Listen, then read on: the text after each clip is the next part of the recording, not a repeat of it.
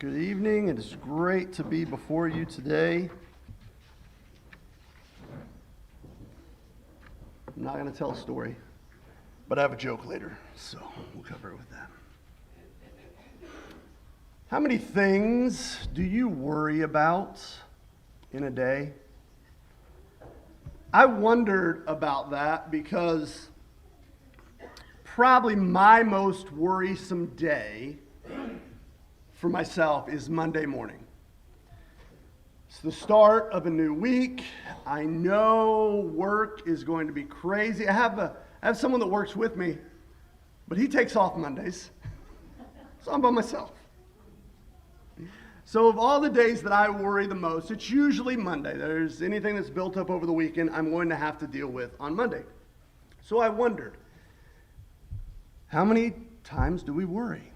So I did what any rational person would do. I asked ChatGPT, because I'm young. I don't Google anymore. I ChatGPT it, which I think is roughly the same thing anyway, but it makes me feel better about myself.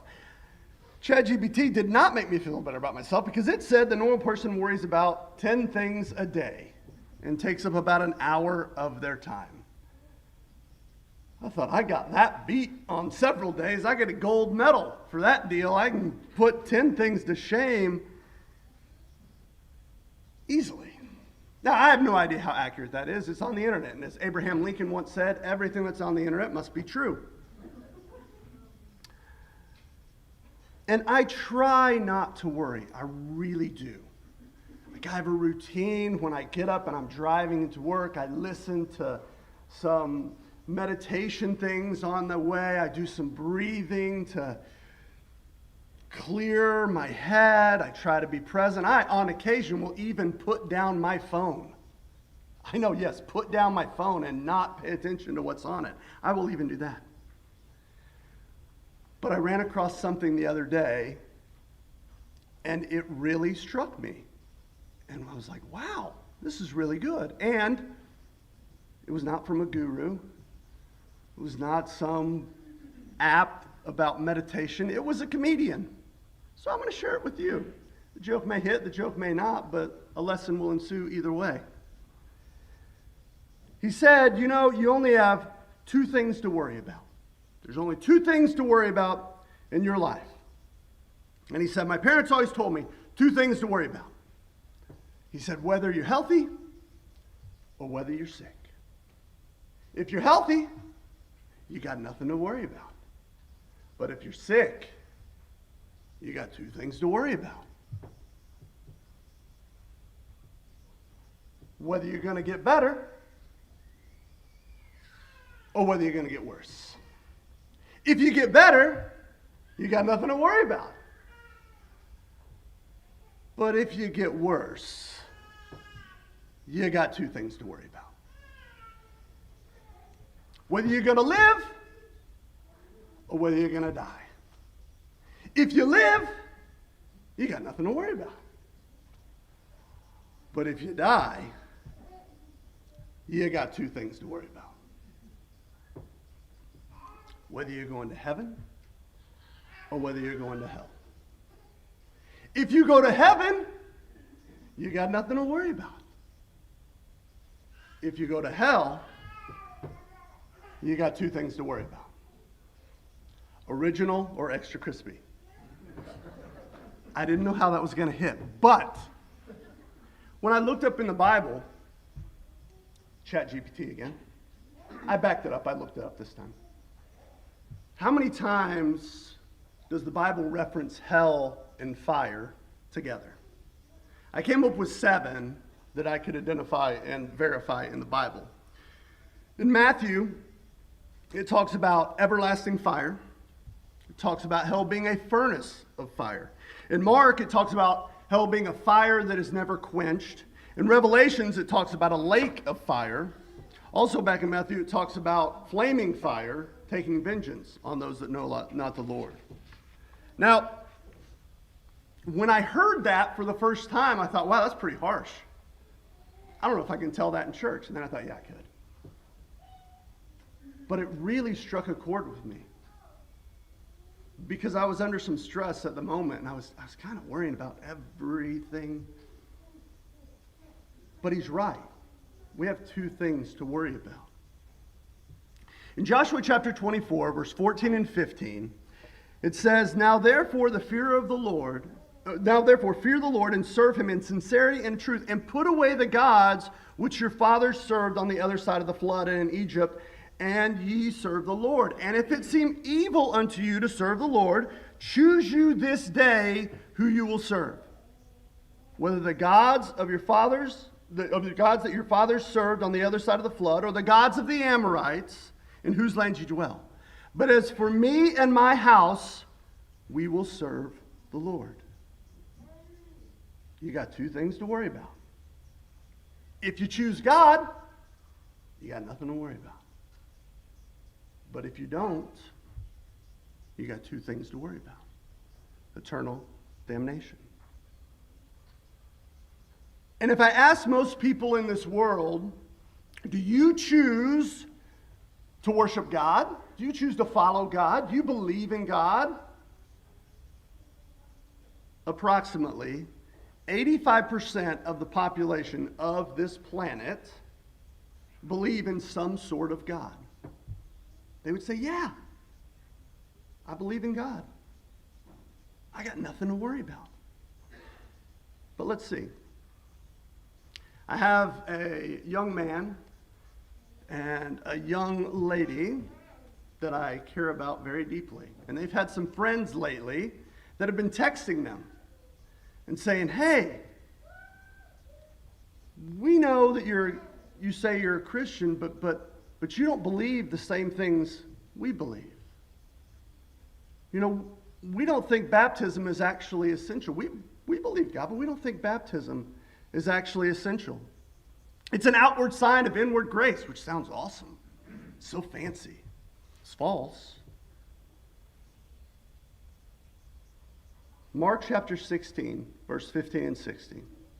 And I want you to turn to this in your Bible or on your phone or whatever, but take a second and turn to this.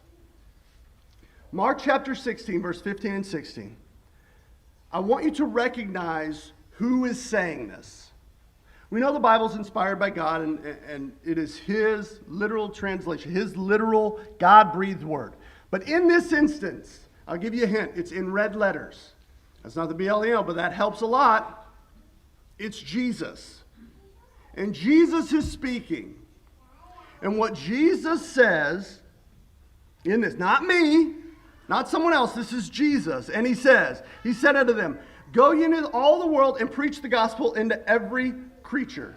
Go tell everybody. This is very important. You got to tell everybody this. What does He say? What is so important?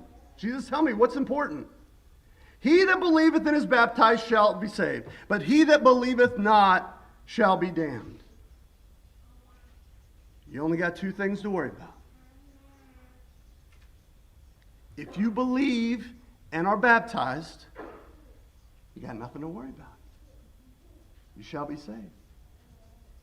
But if you don't, we got those same two problems again. Eternal damnation. Now, side note,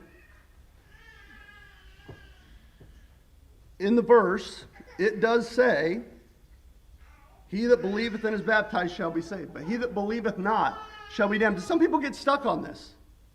They say, why didn't He say, He that believeth not and is baptized not shall not be saved, aside from all the double negatives that were in there? You know why? Because just because you believe doesn't make it okay.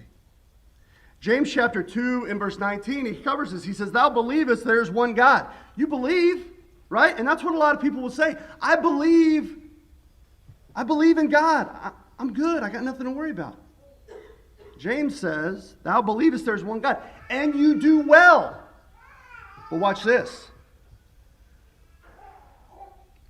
The devils also believe and tremble. Brother, there's a lot of people that believe or say they believe in God. And if you believe and you're baptized, you got nothing to worry about. But if you don't believe in the first place, or you don't act on that belief, you got the same two things to worry about. eternal damnation. And let's take it one step farther. You may have people in your life that text you, that talk to you, and talk about how we just need faith. Just have that faith. God will save you based on your faith. If I was going to pick a doctrine, and I'm not the first one to say that from this pulpit, that is the exact not doctrine I would pick. Like if there was a book of which doctrines not to pick, that would be it. That would be number one. James chapter 2 and verse 21. Was not Abraham our father justified by works when he had offered Isaac his son upon the altar? Seeing now how faith has wrought his works, and by works his faith was made perfect. That's interesting. And the scripture was fulfilled with saying, Abraham believeth God, and it was imputed unto him for righteousness, for he was called a friend of God. You see then that how by works a man is justified, not by faith only. For as the body without the spirit is dead, so faith without works is dead also. We're back at it again. You got two choices. I can choose, you can choose what God says, that we are not justified by faith only. I got to go do something. I got to put on my Lord in baptism. I've got to choose to walk that path. I've got to live faithful. You do those things, you got nothing to worry about. But if we choose faith only, if we choose belief only, we got the same two things to worry about. Eternal damnation. This could go on and on. And no matter how many things that come up in your life that are going to worry you this week, I guarantee you, tomorrow morning, I'll be driving into work. I'll probably listen to this lesson again. And I'll be worried about something. And I'll be telling myself, we got two things to worry about. My dad used to tell me, and he still does, it rings in my head incessantly when things come up.